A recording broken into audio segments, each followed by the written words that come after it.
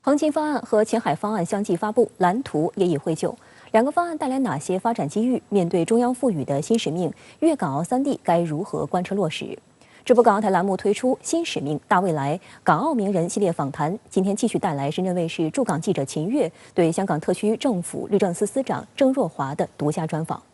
2019年11月，正值香港修例风波引发的黑暴活动愈演愈烈之际，郑若骅在英国访问时，竟遭数十名反中乱港分子包围，被推倒受伤。2020年8月，郑若骅又被美国财政部列入所谓制裁名单。在专访中，郑若骅表示，律政司推出了一个愿景2030聚焦法治的长期项目，希望让包括香港青年人在内，可以更加正确理解法治与守法意识。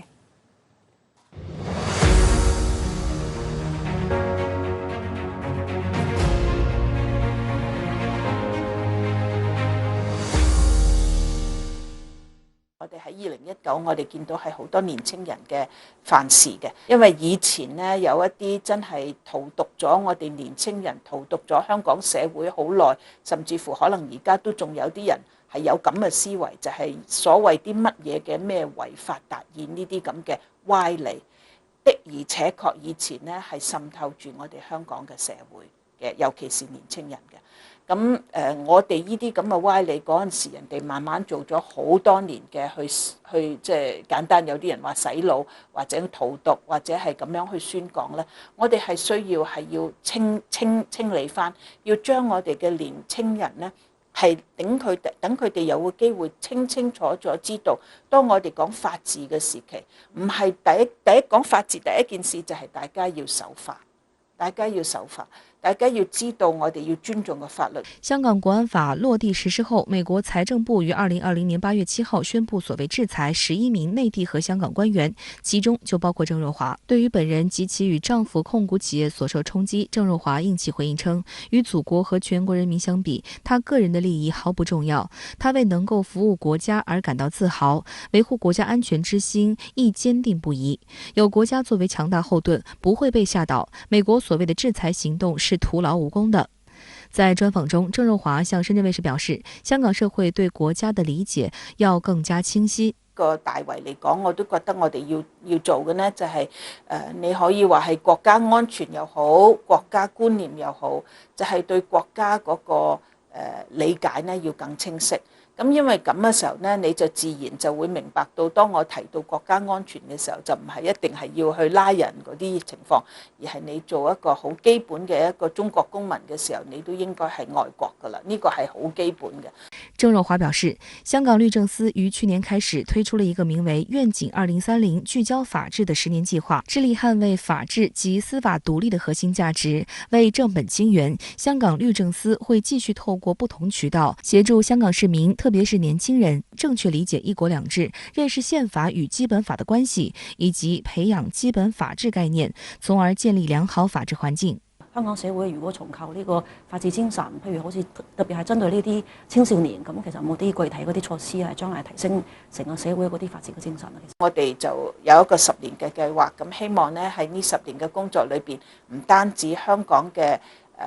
青年人呢可以更加係正確理解法治同埋有守法嘅意識，對憲制對國家都更加清晰之外呢，我哋亦都希望咧通過一啲嘅研究或者一啲討論呢，係就住法治嘅正確理解或者點樣去將自己當地嘅法治去提升呢，係做一啲研究，係做一啲討論。咁呢個呢，就係我哋而家律政司做緊嘅工作。在香港的法律制度下，律政司擔當重要的角色，專責香港特區政府的法律事務，包括提出刑事檢控、草擬特區政府提出的所有法律草案，以及為特區政府提供法律意見。香港國安法實施以來，大批亂港分子被捕，部分已被檢控。對於香港法院審理的排期問題，也是外界關注的話題。排期呢就唔關律政司事嘅，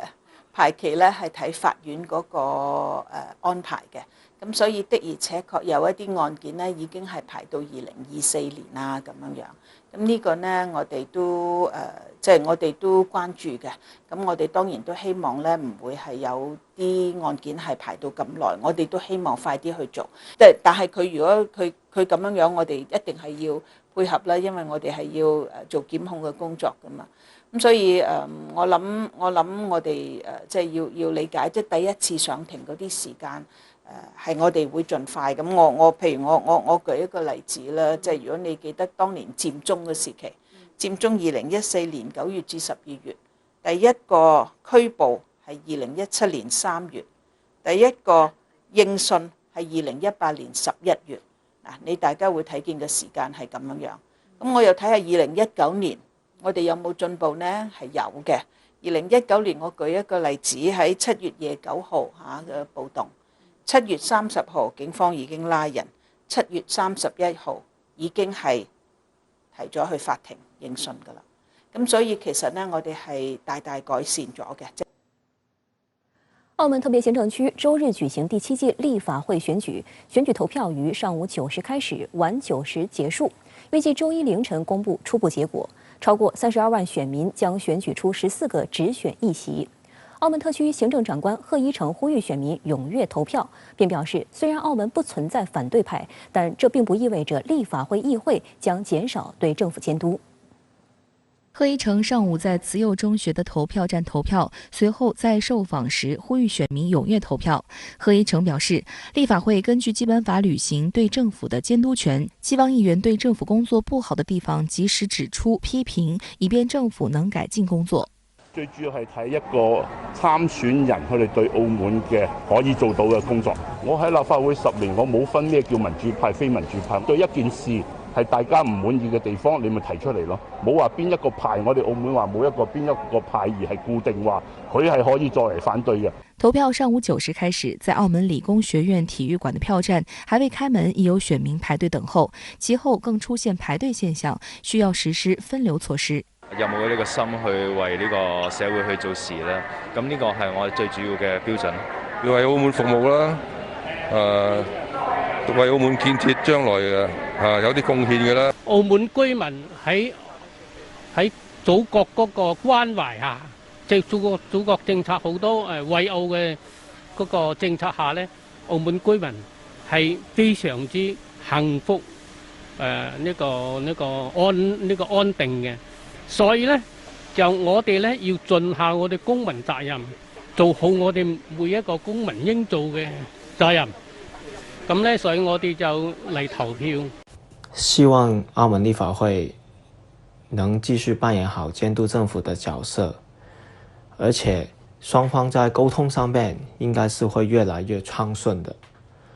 廣大澳門市民期望看到的，也是能做出一點實際的成績出來。與往屆選舉不同的是，本次澳門立法會選舉面臨新冠肺炎疫情的防控壓力。早在選舉競選階段，特區政府就採取了嚴格的防疫措施，確保各項競選宣傳活動健康安全進行。據了解，選民需要出示健康碼、擦消毒液並戴口罩，就可以進入投票站，按照程序排隊投票。為落實衛生指引中保持1米距離的要求，各投票站擴大了輪候區，並在多個渠道公布即時輪候人數。選委會還完善了領票、最後點票與總部通信工具等系統，以加快投票點票進程。我覺得今年特區政府嗰個安排咧，都係做得都好完善，因為都提前好多去同啲選民講今年嘅票站嘅安排啊，咁同埋普遍澳門居民嘅嗰個防疫意識都已經好強，大家都知道即係出門要戴好口罩，咁同埋選管會嘅指引都好清晰嘅。本次選舉也是澳門1999年回歸祖國後的第7屆立法會選舉。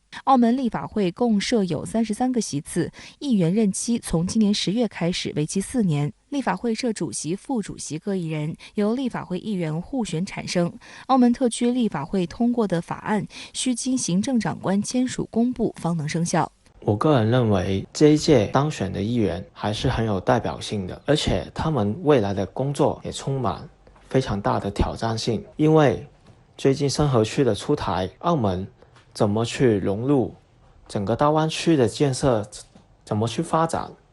這也是未來4年立法會必須要解決的一些重要的議題，也要起一個積極的作用，去推動整個澳門社會去参与深合区的建设。此次立法会选举对推进澳门特色的一国两制实践有重要意义。选举前一天，澳门特首贺一诚接受央视采访，特别表示，近日横琴粤澳深度合作区建设总体方案的公布，进一步丰富了澳门一国两制新实践，为澳门发展注入重要动力。贺一诚认为，澳门的发展受到空间和资源等方面的局限，横琴粤澳深度合作区的开发为澳门经济适度多元发展提供了空间，创造了条件。未来深度合作区将聚焦发展实业以及改善民生福祉，打造对外开放新标杆。澳门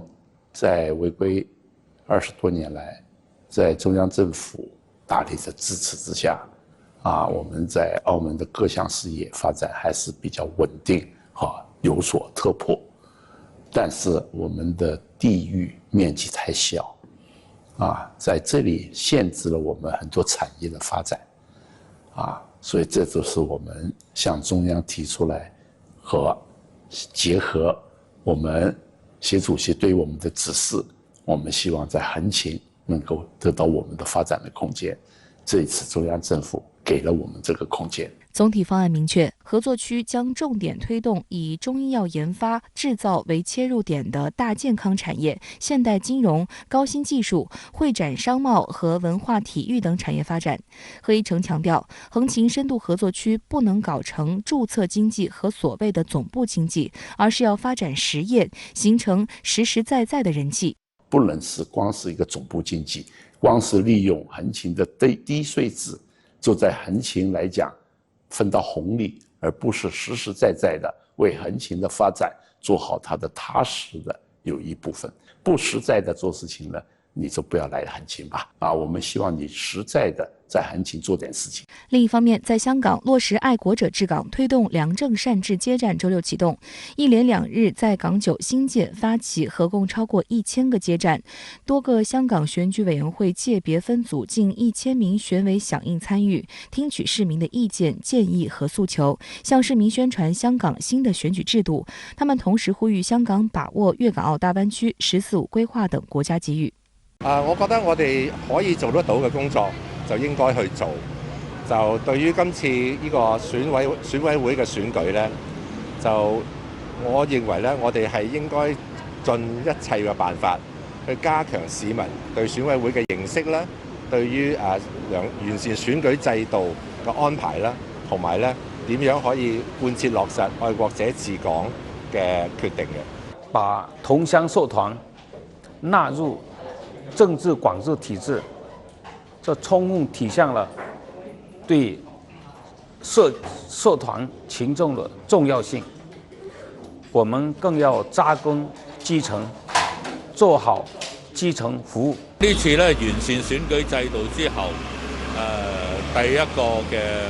換屆嘅選舉，就我相信呢個選舉呢應該能夠做到選出嚟嘅人都係愛國者，都係有能力、有擔當嘅。相關話題來連線特約評論員陳斌。陳先生你好，今天澳門立法會進行選舉，那麼您如何看待這次的選舉呢？主持人好，今年的澳門立法會選舉與以往呢是有所不同，最大的不同就是選舉的重點呢是選有才能的人，用一些中外學者的觀點說呢，就是向賢能政治逐漸的轉變，以便呢糾正這個內訌式的選舉的這種偏差。我覺得呢這次選舉有3個特徵，一是代表性增加，界別選舉中呢基本上囊括了社會各階層，廣泛的代表性可以有效的監督特區政府，向特區政府呢比較全面的反映訴求。二是澳門民眾對未來發展呢比較放心，特別是愛澳者治澳的強調，那麼加上呢橫琴這個粵澳深度合作區的實施方案公布，這澳門人的活動空間呢比以前增加了3倍，這使得他們呢對未來呢有信心，而且很放心。三是對特區政府施政的滿意度好像是不錯，沒有通過選舉來改變政府政策的這個強烈願望。特區政府呢在領導澳門防疫抗疫上呢頗有成就，加上呢在澳門與粵港澳大灣區的融合發展上有新的舉措，這個施政中呢強調經濟和民生，這些呢都讓選民呢感到不需要大改大調，踏踏实实的往前走就是很好的。也就是说呢，这次选举比较温和适中，或者叫温热，体现出呢选民对澳门未来发展的放心。那么反过来说呢，放心就是本届这个立法会选举所体现的主流民意。好的，谢谢陈先生在线与我们分享您的观点。谢谢。近期，美方又开始打起了台湾牌。有消息称，美方正考虑民进党当局提出的将台驻美代表处更名为台湾代表处的可能。对此，岛内绿媒十分兴奋，声称如果成真，此举将是台美双方关系最具象征意义的进展。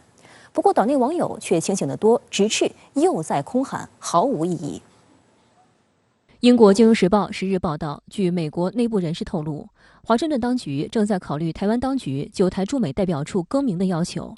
报道称，本周五，美国和民进党当局的高级官员在马里兰州的安纳波利斯举行了一轮名为“所谓特殊通道”的会谈。民进党当局的成员包括了安全会议秘书长顾立雄和外事部门负责人吴钊燮。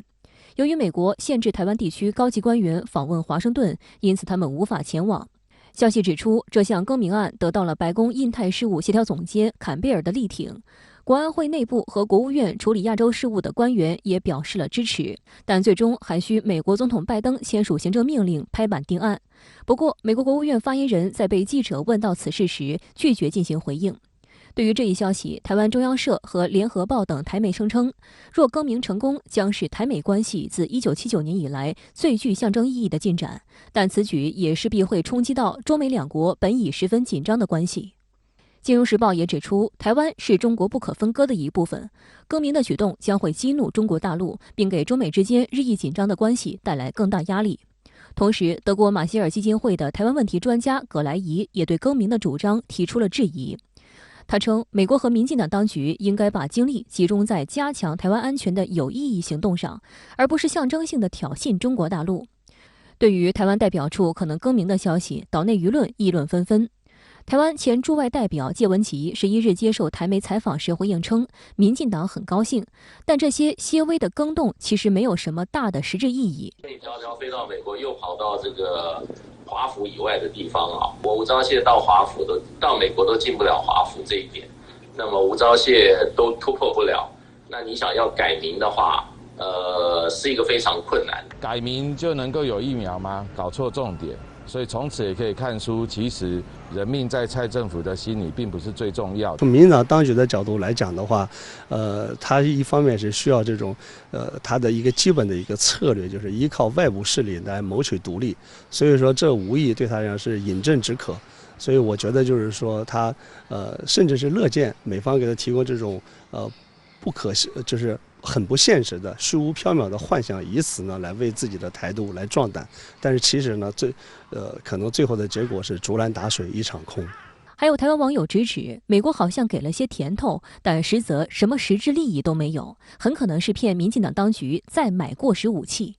岛内舆论担忧，并非没有理由。就在蔡英文当局请求美国改名之际，台湾又收到了美国的巨额账单。据台湾联合报12日报道，台海军此前对美采购100套岸置鱼叉导弹系统，因预算紧张，曾向台立法机构允诺先买32套，其余68套视情况另行购买。报道称，上个月在美方国安高层强势要求台方必须一次买齐下，台海军因此被迫提交新发价书，以此编足高达866亿元新台币的预算，采购100套鱼叉与阵地兴建预算。报道指出，买这些破铜烂铁的钱，够让全台湾老百姓每个人都打足10剂疫苗了。民进党当局与部分美国政客操弄证明把戏，不仅不惜血本，而且是蓄谋已久。去年12月17日，美国78名国会议员联名致函时任国务卿蓬佩奥，鼓动将驻美国台北经济文化代表处更名为台湾代表处。今年5月28日，美国数名众议员又提出所谓台湾外交检讨法案，意图将驻美国台北经济文化代表处更名为台湾代表处，并且为台湾驻美官员颁发专用签证。今年7月，美国众议院外委会通过一项法案，鼓噪美国与台当局扩大经贸关系，就台湾驻美机构更名为台湾驻美代表处展开协商。对此，中国外交部发言人曾多次强调，中方坚决反对美国政府以任何形式、任何借口与台湾方面进行官方往来，这一立场是一贯明确的。相关话题来连线特约评论员刘和平。刘先生您好。因为冒出所谓独家消息，称拜登政府正考虑评估要将台湾在美国的代表机构驻美国台北经济文化代表处更名所谓台湾代表处，那么对此您怎么看呢？我认为，假如这件事情是真的，并且最终得到了落实，那将意味着几个本质性的改变已经出现了。一个是中美关系的本质性改变，二是美台关系的本质性改变，三是两岸关系的本质性改变，四是台海局势的本质性改变。我们知道，承认台湾是中国的一部分，是中美建交3个联合公报中的核心内容，更是中美建交的政治基础与前提条件。这就是美方将台湾在美国的代表机构命名为驻美国台北经济文化代表处的原因，其目的是要突出这一机构的地方性、非政治性与非官方性。但是，假如将驻美国台北经济文化代表处更名为台湾代表处，那性质就完全变了，就具有了非地方性、政治化与官方化的色彩了。因此它也就自然意味着美台关系的质变，而美台关系的质变必然会引发中美关系以及两岸关系，还有台海局势出现地动山摇式的改变。除此之外，这一改变还将从根本上改变美国的一中政策。我们知道，美国的一中政策的核心就是在究竟是承认中华人民共和国还是岛内基本法律规定的宪政权上采取了模棱两可的态度。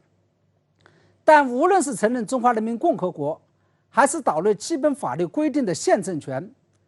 其涵盖范围都是一样的。因此，从本质上面来讲，它还不能算是在支持台独。但是，假如将台湾在美国的代表机构驻美国台北经济文化代表处更名为台湾代表处，这就是在赤裸裸的支持台独。而这一行为也是违反了美国自己的法律，也就是美国国会通过的《与台湾关系法》的。从中我们可以看出，这件事情性质的恶劣程度已经远远超过了所谓的让岛内宪政权重返联合国。大家知道，不久前立陶宛准备设立台湾代表处的时候，中方立即召回了中国驻立陶宛大使，并要求立陶宛方面也召回驻中国大使。美方难道不忌惮此举对中美关系的严重冲击吗？中方又将如何反制呢？我认为，假如美国也要这样做，那它的危害程度将远远超越立陶宛的行为。中方的反应无论多么强硬都不为过。这一是因为美国的国际地位和影响力是立陶宛远远无法比拟的，二是因为美国是台独势力幕后最大的撑腰老板，他将对台独势力发出美国支持台湾独立的错误信号。三是因为美国的行为在国际上具有示范效应，在美国迈出关键性的这一步之后，接下来美国的所有盟友都将会跟上，请起而效仿。因此，对于中国大陆来说，这无疑就符合了反分裂国家法中规定的发生了将会导致台湾从中国分裂出去的重大事变这样一个基本要件。也就是说，这等于是打开了一个巨大的潘多拉魔盒子。接下来，中美关系以及台海局势，无论发生什么样的事情，我本人都不会感到惊讶。假如这件事情发生了，那至少中美在各个领域的合作将会全面停止下来。也就是说，美国这个莽撞而愚蠢的举动，将彻底把中美关系与台海局势逼到没有任何转圜空间的死角中。当然了，在这里我也想敲打蔡英文当局。我知道，虽然美国是这件事情的关键性的决定方，但他的始作俑者仍然是蔡英文当局。早在特朗普执政时期，蔡英文就将驻美国台北经济文化代表处更名为台湾代表处，当成了外事领域的重点努力方向。最近几天来，台湾安全部门负责人顾立雄和台外事部门负责人吴钊燮还专门跑到了美国，跟拜登团队在为此进行紧锣密鼓的秘密会谈。在《金融时报》曝光这件事情之后，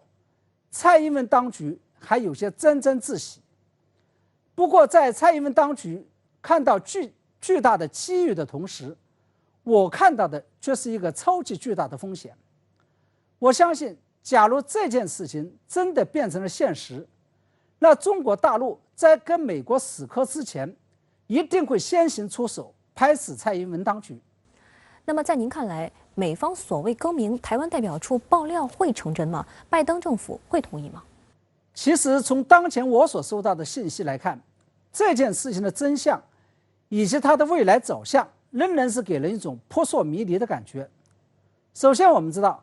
前天拜登总统给习近平主席打电话，为了寻求中国在国际事务上的合作，还亲口向中方承诺，美国的一中政策不会发生任何的改变。而更名这件事情，一是意味着美国的一中政策已经改变了，二是意味着拜登讲话出尔反尔，暴露出了诚信问题，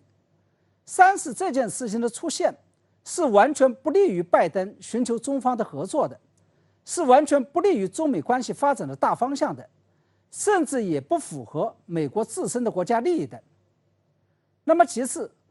白宫发言人普萨基在回答记者相关提问时，居然表示自己不知道这件事情，需要向白宫团队查证它的真伪。而国务院副发言人波特则对这件事情讳莫如深，避而不谈，仅仅是重申了美国对台湾的支持坚如磐石这样的套话。那么问题就来了，为什么会爆出更名这件事情？这背后的始作俑者究竟是谁？他们的目的与动机何在？我认为不排除有这么几个可能性。第一个是，这件事情并不是拜登本人亲自下的命令，而仅仅是白宫内部的一批挺台势力在私底下操作，并且透过《金融时报》对外放风，其目的就是为了测试外界的风向，尤其是中方对此的反应，同时也想以让生米煮成了熟饭的方式来绑架拜登本人。第二，是拜登本人故意安排白宫官员对外放的风，为了防止国内的反弹声音，避免反对力量说他向中方示弱，所以要通过在台湾问题上整势强硬来平衡国内的政治压力。当然也不能排除拜登政府在台湾问题上剑走偏锋，拜登政府在玩弄唱红白脸的游戏，也就是一边以通话的方式对中方示好，另外一边在台湾问题上对中国示强，其目的是为了逼迫中方在全球气候变暖等国际议题上来跟美国合作。好的，谢谢刘先生在线与我们分享您的观点，谢谢。